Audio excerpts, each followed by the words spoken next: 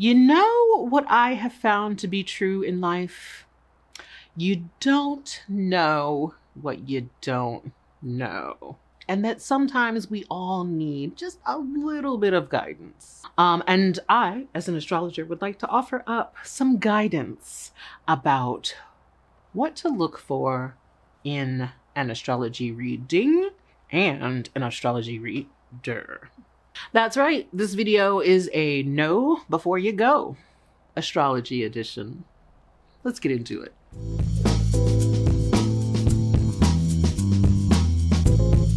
Oh, hey, cosmic cuties. It is your friendo, the lady Ms. Vagina Jenkins, and I'm back with another episode of Time for Queer Astrology. I have prepared 6 and a bonus things for you to consider as you are choosing an astrology reading for yourself. A couple of housekeeping points. 1, why do I have this paintbrush? Because your girl is autistic as fuck and I'm feeling very stimmy and fidgety. But I won't acknowledge the ADHD of it all. Don't at me. And then... And also, I want to give a shout out to YouTube creator at Dottie the Psychic, who has a video also called Know Before You Go, which absolutely inspired the idea behind this one.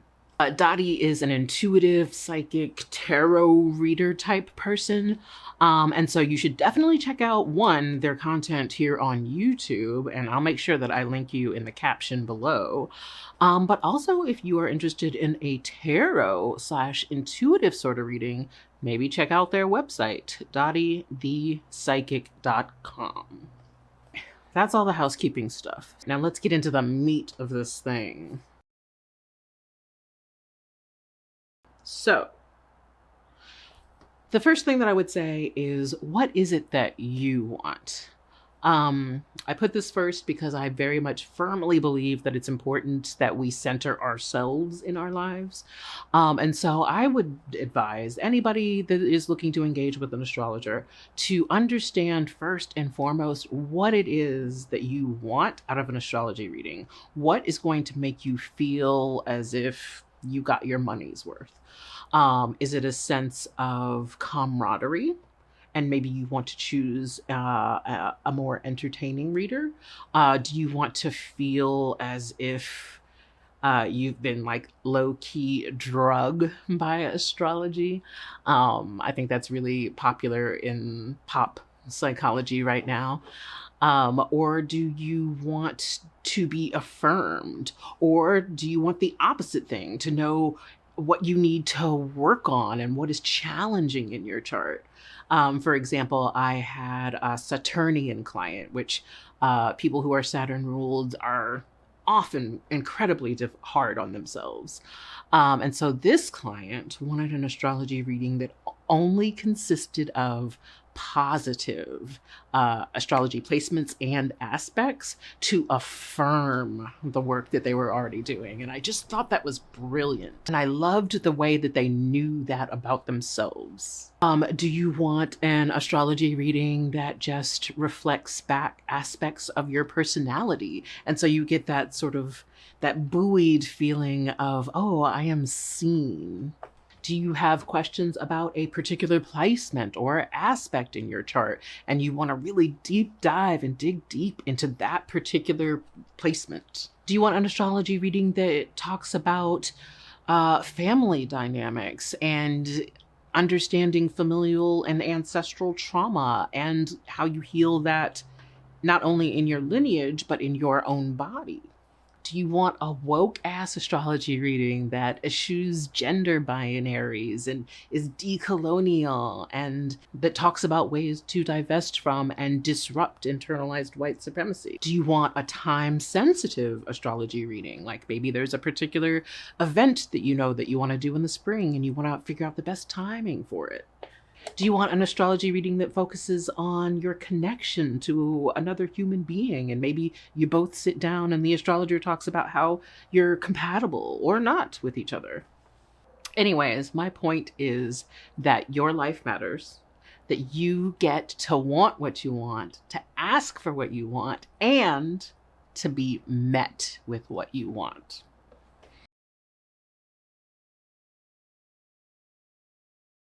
Number 2, what astro language do you want your astrologer to speak to you? And that's kind of like my really simple way of talking about like the ways in which there are so many different schools of astrology. And I'm going to go through a couple of them, but yeah, there are so many different schools of astrology and types of astrologers, that I think that part of the due diligence in selecting an astrologer and understanding the sort of reading that you might experience is understanding that we all kind of speak these different languages. And I say that because to me, and the reason why I practice tropical astrology, yes, rooted in, ancestral ways of being, but also because it is the common language of astrology here in Western countries.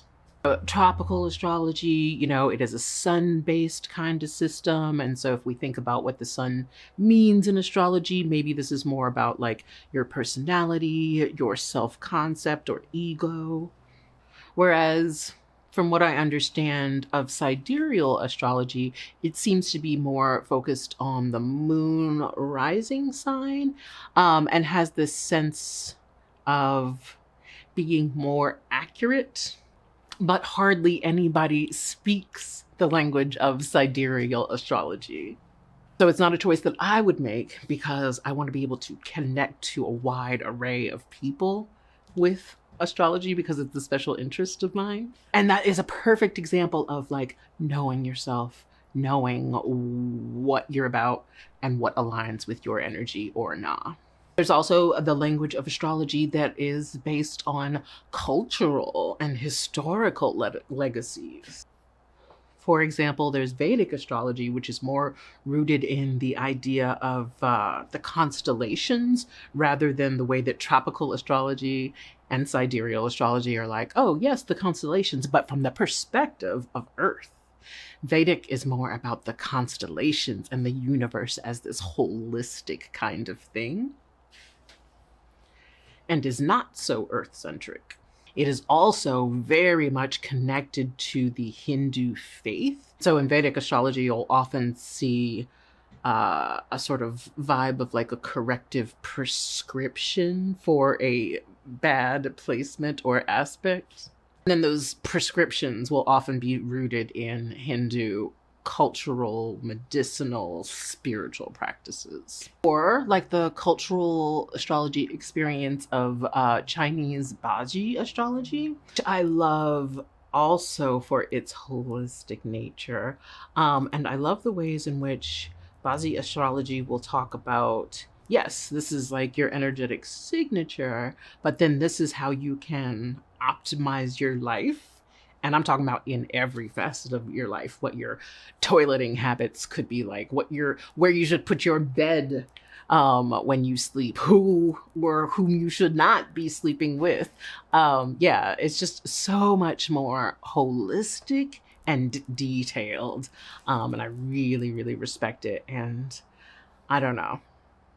I would love to study it, but I don't think that I have the capacity.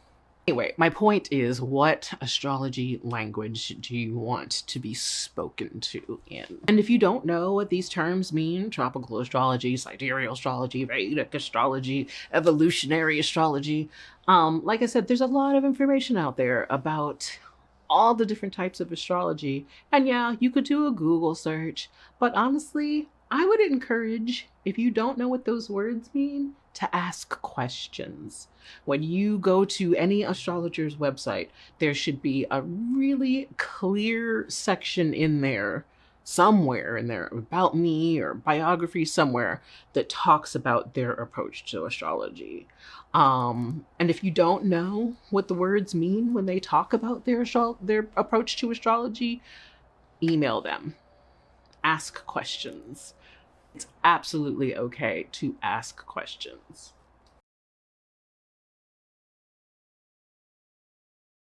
And my number 3 ask a question. And what I mean by that is, yes, if you have any questions, you deserve clarity. But also asking a question, no matter how small or inane, of your astrologer gets you an opportunity to be in conversation with this person before you have spent any money. Now, I'm not telling you to go out and waste your astrologer's time, but I am asking you to test the waters. How quickly do they get back to you? Maybe that's an indicator of how quickly they'll be able to get you your astrology reading files, whatever they are. How do they receive your question? Do they receive your question with joy? Or do they receive your question with a sense of self-important annoyance? Asking questions can be a really good way of sort of testing the waters with your astrologer.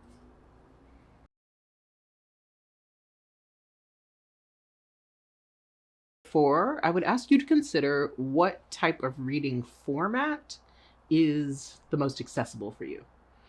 Do you need an in-person reading to feel comfortable opening up about your life experience?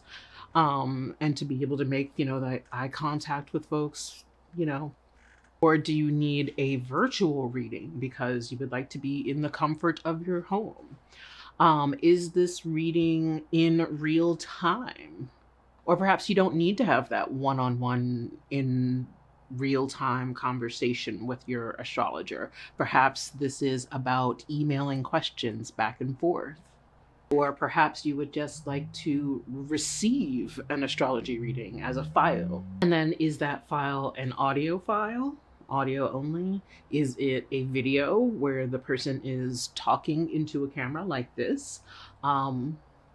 Or is it a written reading? What format feels most accessible to you? And then keep an eye out as you're looking for astrologers that use that particular format.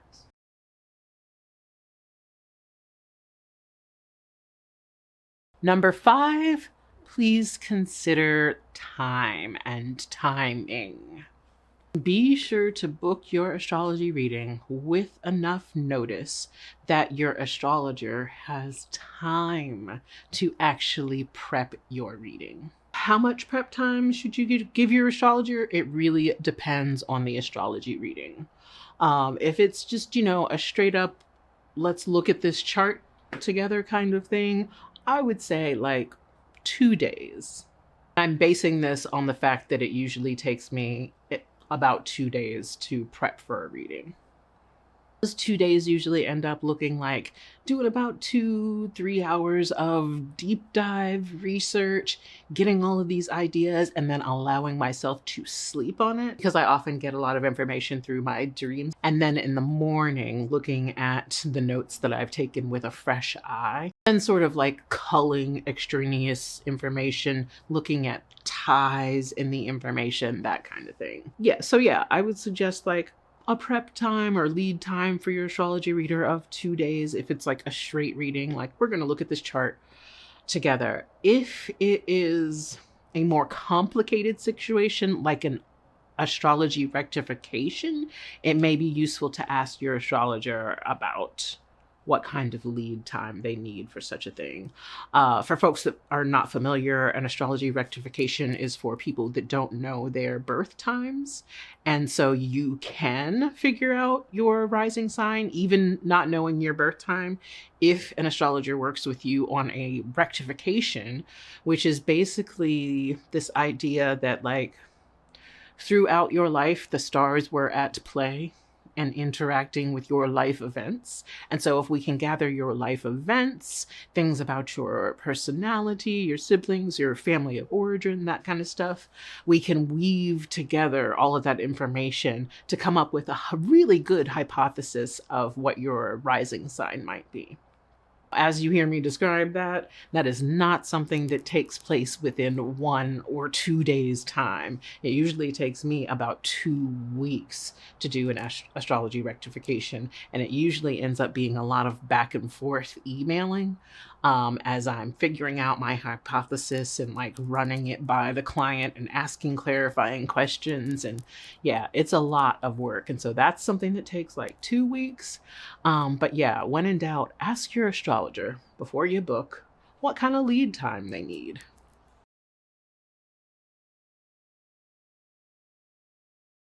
And number 6, what kind of person do you want to talk to?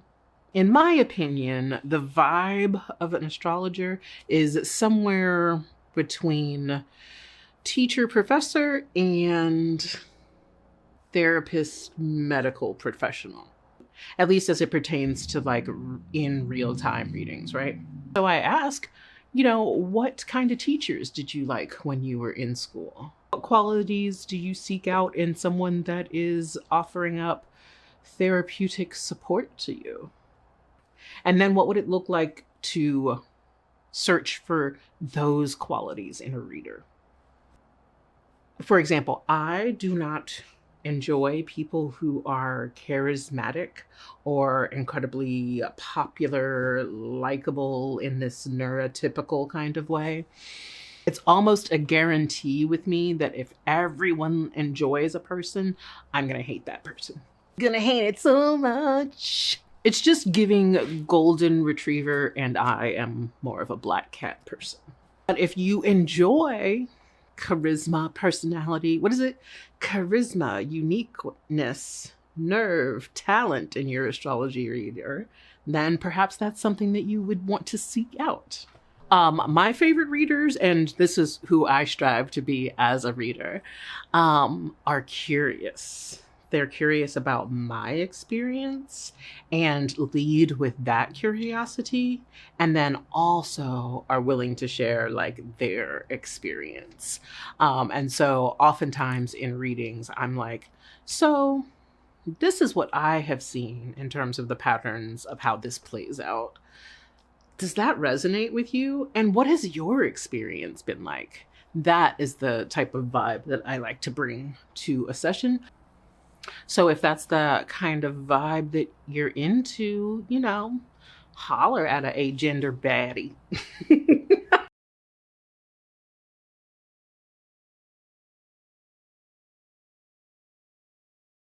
And lastly, I want to talk about the astrology involved in choosing an astrologer.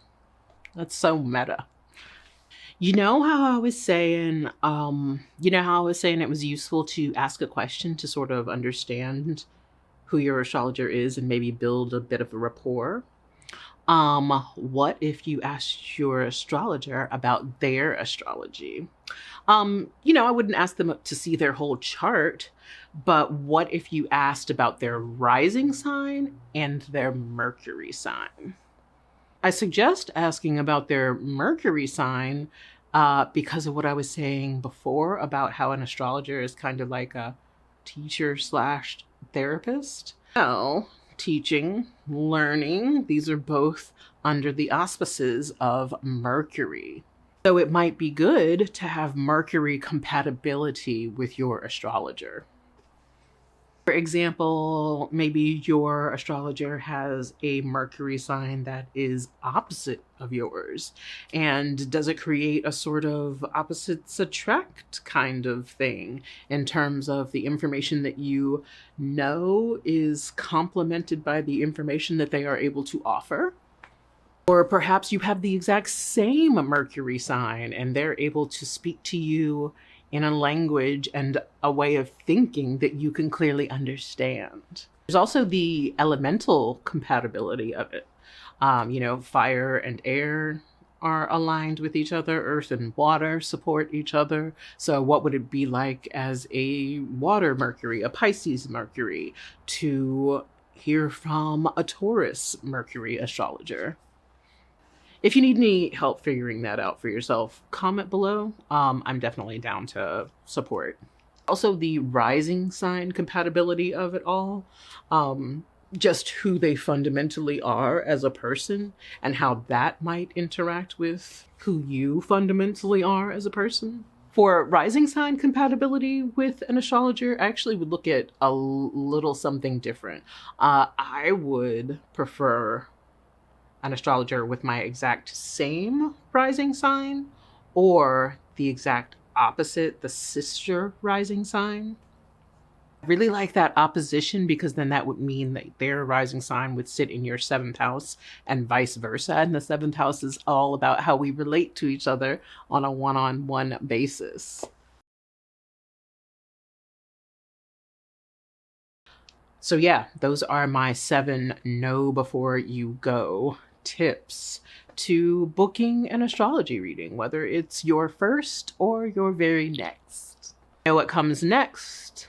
That's right, it is a shameless plug for my work as an astrologer. Yeah, about me as an astrologer.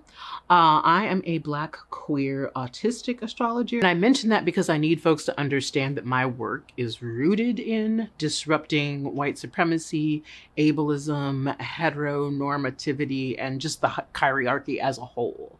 I am a tropical astrologer, as I mentioned earlier in the video, because to me, it is the closest thing to understanding astrology in the way that my ancestors understood it that I could find, and who I am is very much rooted in the ancestry and lineage and work of my ancestors that came before me, honoring and continuing that work. I like doing readings that are in real time, but are virtual. It's easier for me to show up for you when I feel completely comfortable and unmasked. And that is, at this point in my life, something that I can only safely do at home. I prefer a lead time of about 2 days to work on any given reading, but let me know if your issue is a little bit more complicated, like the rectifications that we talked about. And usually that takes me like 2 weeks. And in terms of like the soft qualities that you might experience in a reading with me, I very much believe that an astrology reading is not something that I can give to you, but rather work that we are doing together. You have an extensive amount of wisdom about the patterns of your life and how that has all unfolded, and I have wisdom about astrology. The two of us sharing our wisdom, we can together strategize around your astrology. And if you want to ask any questions of me, you can always email me at contact@vaginajenkins.com. It's work that I absolutely love doing, so definitely hit me up if that is something that you are interested in.